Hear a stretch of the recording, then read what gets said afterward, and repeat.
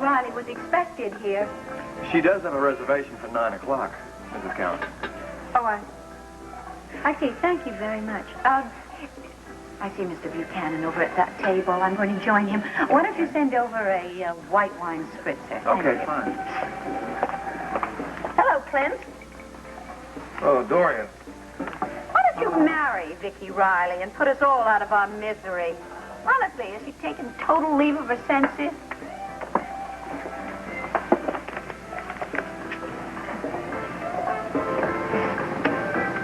Well, I think she was trying to be very clever, and she outwitted herself. I'll tell you what my theory is. She desperately wanted you to find the check. She isn't publishing a newspaper anymore. She's indulging herself in a very expensive, childish game.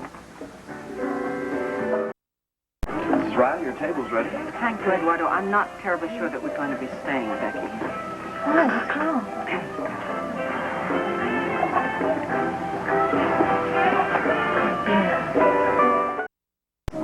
For you. Aha, well, that cinches it. I think we're going to go someplace else. Thanks. Eduardo. Oh, Viki! Viki! Okay, I guess I just better think of all the things my father taught me about not running from a fight. Why don't you go sit down? I'll be with you as soon as I can. Okay, good luck. Dorian, hello. Clint, congratulations. Congratulations. Seems I outfoxed you. Well, you always were a better fox than I was. Actually, I have to tell you that it seemed to me a stroke of inspiration at the time to hide the check in your office. I had visions of hordes of people overrunning it trying to get the prize. Yes, well, as soon as I figured that out, I took care of it. I had security stop him outside the Chronicle. Could have been very disruptive and, well, very embarrassing, as you no doubt wished. $100,000 just thrown away in order to embarrass Clint. I can think of a lot of other ways to do it, and for a lot cheaper. Tell me, did you get the number of readers you'd hoped for? Well, we don't know yet. The circulation figures and monthly profit and loss statement will be in a few days. I can't wait to see them. We can only hope, Dorian. Excuse me, I mustn't keep Becky waiting. Oh, by the way, I have no intention of spending the money. No, I'm going to donate it to a charity. In fact, your favorite.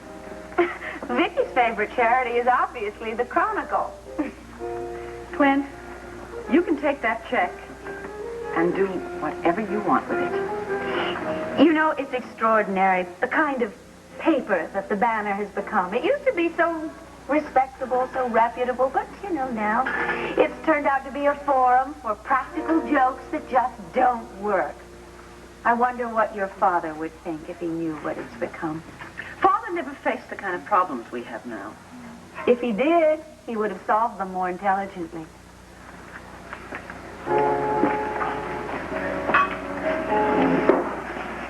Why don't you take it easy on her? Why? She feels badly enough as it is. She doesn't need you or me or anyone else to rub it in. I'm just going to have a small Caesar salad, please. I Okay. would have lost my appetite. Fine. Viki, I'm so sorry. I know how rotten you're feeling. Seeing them was about the last thing you needed. Oh, I don't know. Maybe I did. I have never known this kind of humiliation. It certainly makes one think. Think about what? Have I gone totally haywire? I mean, it must have been madness of me to hide that check in Clint's office. Dorian was right. Dorian, what did she say? It was a very expensive game I was playing. And what was my objective? Was it really to gain readers for the Banner? Or was it just to embarrass Clint? Mm-hmm. And not only didn't you embarrass him, but he walked away with a check for $100,000. What's happened to me? I could tell you, but you wouldn't like it, and I'm sure you wouldn't agree. Well, what is it? It's the fact that you and Clint are in love with each other. Oh, Becky, please. Oh, Viki. Ted Clayton has scared you so much, you don't know what you're feeling. I mean, you pulled out of that situation so quickly. I think it was too quickly. I think you're still not over it. Honey, and I think you're running, scared. Please, Becky, I don't want to cry. I want to cry with Dorian and Clint at the next table. Oh, then you better pull yourself together. They're walking over to you right now. Becky, tell me something. Which cut from your latest album are you going to release as a single? I tell you which one my favorite is. Excuse me, may I interrupt this top 40 discussion, Viki? I have to talk to you about the hospital scandal. Well, now, couldn't that wait until tomorrow, Dorian? No, it can't. First of all, I would like to ask if you've seen the article in the National Intruder where they said they thought that Jenny Jansen had intentionally switched the baby. Dorian, that's nonsense, and you know it. Not at all. I think it makes a great deal of sense. Becky, as I was saying before the rumor monger so absurdly interrupted us, We'll my see favorite who's is the right. last. We'll see. Viki, What? Well, I'll talk to you tomorrow, I guess. Becky? Good night, Clint. I cannot believe her. How could you possibly think that Jenny would do something like that? Dorian would accuse Santa Claus if it meant that she had a culprit for this tragedy. Becky, she has her altar built and the fire is going, and by God, she's going to get herself a sacrificial lamb no matter who gets hurt this time. Yeah. Boy, we all came to the wrong conclusion when we thought having a daughter would change Dorian Lord Callison.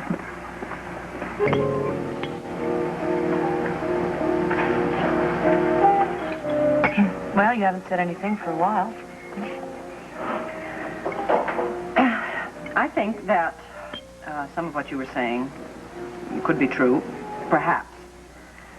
There was a time when I was attracted to Clint, and we had a good relationship.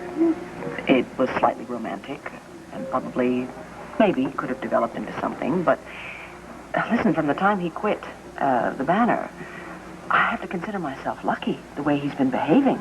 I found out his true character, and I'm glad I'm not involved. I know you think I'm rationalizing. Yes, I do think you're rational. I think you're going to keep on doing that until you finally come to grips with your feelings about him. All right. I won't say any more. I'll stop like usual. Come on, let's go home. Viki? What? I've been doing a lot of thinking since I left here. What the hell's going on? What are we doing to each other? Viki, I'll take a cab home and make sure the boys are asleep, and you can stay out as long as you like. Thank Well, I you. won't be long, believe me. I'm glad you came back. Thank See you later. Well? I've got a lot of thoughts going on in my head, and they're all trying to come out at once. You remember that old cliche about winning the battle but losing the war? Yes, of course. Well, that's the way I feel things are going right now. And I don't like it. I don't like the way I am. I don't like what I've turned you into. I beg your pardon. Look, do you think you're the same woman that you were a few months ago? Before this rivalry began? I think maybe the rivalry has made me wake up and see things a bit more realistically. Realistic? Is that what you call it? Will you be honest with me, please? Viki, I'm trying to open up the lines of communication between us again. Now, we have to do that before it's too late. What makes you think it isn't already too late? I just refuse to believe that. Now, would you just talk to me? All right, okay. I have acted and thought in ways that are unfamiliar to me, yes, and I think I've been alternately ruthless and stupid. Obviously, hiding the check in your office was the latter. Oh, no, wait a minute. Let me say something about that. When I found that check behind that plaque, I wanted to just leave it there. I felt badly for you. I didn't want to win it. I didn't want to win it for your sake. I don't want your sympathy. You wouldn't have known anything about it, Viki. Look, if we could have just had dinner last night. If we could have just talked. But no, Bill Gerard showed up and I got jealous. And my jealousy and my pride made me rip that check off the wall, call in the photographers, and get a bunch of pictures taken. But I don't want winning. I'm not wanting to win. I'm not getting anywhere with you. Now, to hell with the newspapers. Well, that's very easy for you to say, but I can't. Why can't you? Because the Banner used to be your father, so what? You're busting your brains with the Banner. I'm busting my brains with the Chronicle. We're both going home lonely at night. We're waging battles. And we should be making love. You're making an awful lot of assumptions, and rather arrogant ones. You know, you couldn't be much more Freudian than hiding that check in my office. Tell me, is this how you're going to open up lines of communication? By berating me and analyzing me? I'm not berating you. I'm not analyzing you. I'm trying to be honest with you. I'm trying to get things out in the open. No, you're not. You're trying to force me to agree with you. My real feelings don't count for anything, do they? You don't even know what your real feelings are. If you did, you would sell the Banner before you lose it, and you'd marry me. Wait a minute. That's not exactly what I Who do you propose that I sell it to? Reggie Robin? Look, we both know you're unhappy. Viki.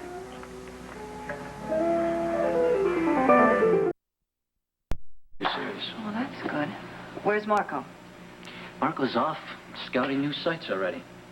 And he says if you can't use the parachute thing, that you have to get a new grabber to start the picture off with. Yeah. Plus, he didn't think there was any reason for him to stay at the hospital with Tony. Oh, that's typical, kind, considerate, sensitive Marco. Well, he's been that way all his life. I guess he doesn't see any sense in changing now. Oh, he wanted me to tell you something about the writing on that swimming sequence to stop because the new location might change everything.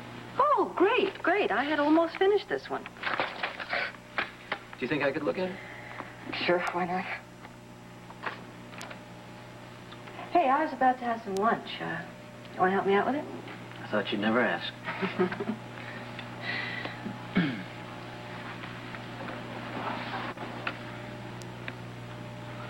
You know what I like about your writing, Edwina? The way you capture this Radcliffe character, and you give him elegance and class. That's what he needs. Of course, you're a very elegant and classy woman. Another big difference between you and Marco. No comment. How'd you two ever get together? I hate to disillusion you, but Marco and I weren't so different once upon a time. I find that very hard to believe. It's true. We were lost souls, striving for the same thing, kindred spirits, whatever cliche you want to use. Somehow I just can't picture you as a lost soul. I was. I was chasing after this guy to the ends of the earth, and I just was at a very low point in my life, and Marco came along. It's a really long story, and I'm not going to bore you with it. Well, how did you split up? I mean, he didn't throw you out or anything. Oh, no. I threw him out. Several times, as a matter of fact. You see, we would be very happy. And then suddenly he would go running off with Carey and Wolek to the carnival, or to do this, or to do that. I mean, he'd always come back to me. And he'd always be penitent, and he'd always have good excuses for what he was doing. But I slowly began to realize that this was a pattern that he couldn't break. He just couldn't help himself. And I knew that I didn't want to spend my life like that. And he still likes you a lot? He still likes me? Yeah, I guess. You like him? Worst. But you look... No, physically I'm fine. Hi. Hi. Came as soon as I got your message. What's up? Yeah, Gary, somebody messed with the chute after I packed it. Yeah, I was thinking the same thing. As a matter of fact, Tony, one of the seams was torn. How do you think that happened? I don't know. I was hoping you might be able to tell me about it. Wait a sec. You're not insinuating what I think you are, right? Gary, I'm not insinuating anything. I'm just wondering if you know anything about how it might have been unpacked after I'd finished with it. This is crazy, Tony. I'd never sabotage your chute. Gary, nobody's trying to accuse Well, you. he sure is. I go over to the warehouse to look at your chute. I see one of the seams ripped, and I'm worried somebody's out to get you. And you think it's me. Well, so much for friendship, right? Hey, Gary. Yeah. I'm just trying to find out what happened. Yeah, right, huh? A lot of people had access to that chute. Drink. The old lady has really lost her marbles this time. Dorian Callison ought to check herself into the psychiatric ward for a thorough, I repeat, thorough examination. She'd never do that. Because she knows no shrink would ever let her out again. She is determined to pin this on somebody. We should be thankful she didn't decide on you or me.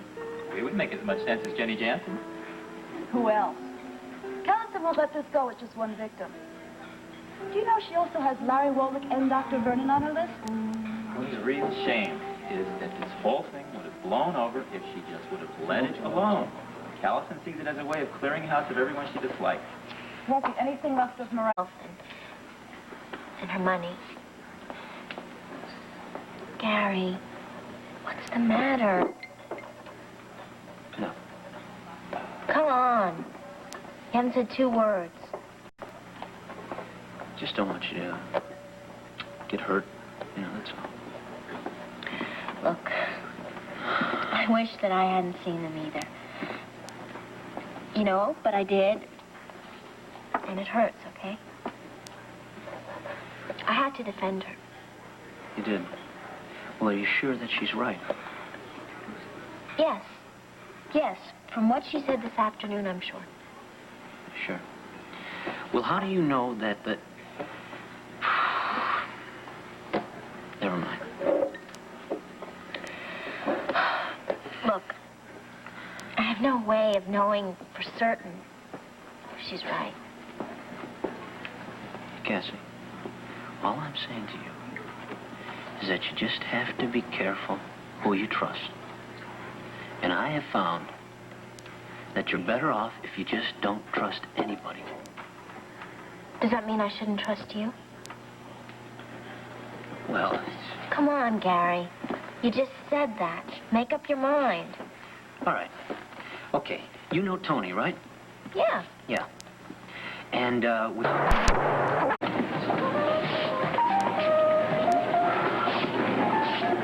Mind if I join you? You're my guest. Thanks.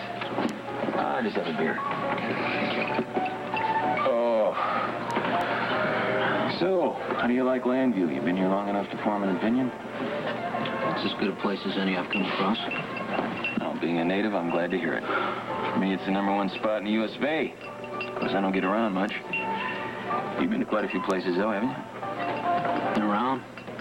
Yeah, that's what I hear. I mean that you can fit in most any place you go. Funny thing about brothers. What's so funny about him? How different they can be. Just thinking about you and Marco. I mean, he's older than you, right? But you seem a lot more mature, level-headed. Marco's mostly hot air. Everything he starts leads to nowhere, you know? He gets all revved up about something and it collapses all around him. This movie, for example, I'll tell you the truth, man, I don't think it's ever going to happen. I don't think it's going to be finished. You seem to know Marco pretty well. Yeah, you better believe it. Since he moved to Llanview, we've crossed each other a number of times. I hear there's no love lost between the two of you either. You hear a whole lot of things in small towns. Yeah, it's true. Sorry, I don't mean to pry.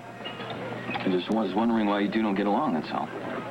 Well, that's something I'd rather not talk about, if you don't mind. Sure. None of my business.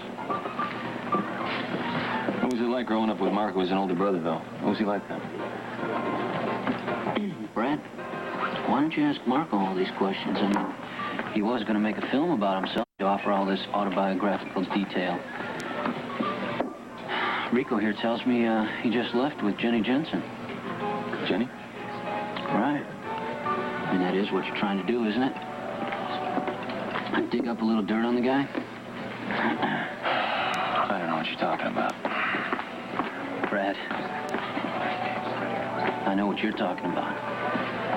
There's no way you're going to get me to give you any information to even your score with him. You know something? I take back what I said about you being different. You're just as big a creep as he is.